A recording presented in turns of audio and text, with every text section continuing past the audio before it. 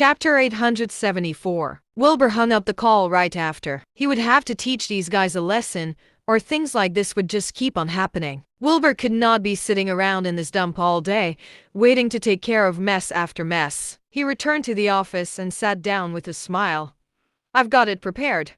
The guy's on the way with the present. Wilbur was certain that he would be able to get Rogan to come over and handle this himself. If Rogan failed to show up, Wilbur would not play nice. He had his ways of taking care of Rogan. It was important to note that Rogan's position as president would sway the moment he lost Dasha's support. There was no way Rogan would refuse to listen. Over on Rogan's end, the president was already steaming out of his ears. He had managed to withstand the enormous pressure and get rid of Lars to gain favor with Dasha to overturn the Western forces. Wilbur had played an important role in this, and Rogan could not afford to mess with him. It just had to be that the head of department Rogan had elected had screwed up.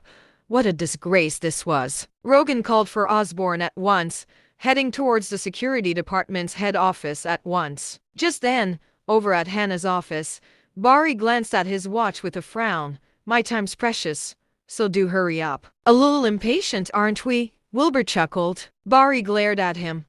I'm going to say this again. Watch your words.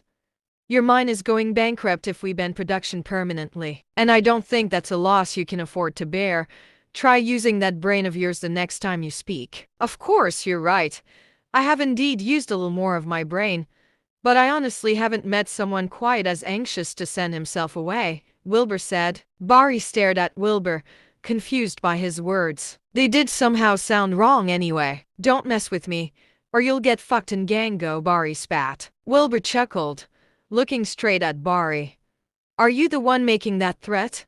I should remind you that you aren't worth shit to me. What did you say? Barry flew to his feet, pointing at Wilbur with a shaking finger and hardly able to believe his ears. To Barry, these mining companies feared the department he was in the most. This department was the one that could force these companies to shut their doors anytime. Even if Everest Foreign Trade was a big corporation, they would have to play nice with him. How dare this idiot insult him like this? Wilbur smirked coldly. I said you aren't shit to me.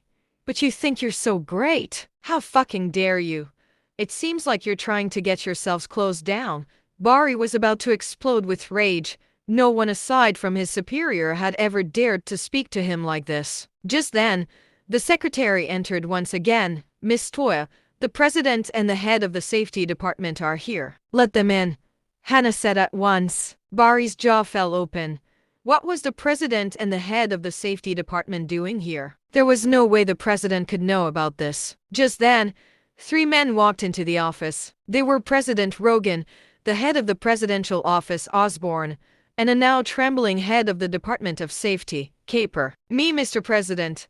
Mr. Osborne and Caper. What are you doing here?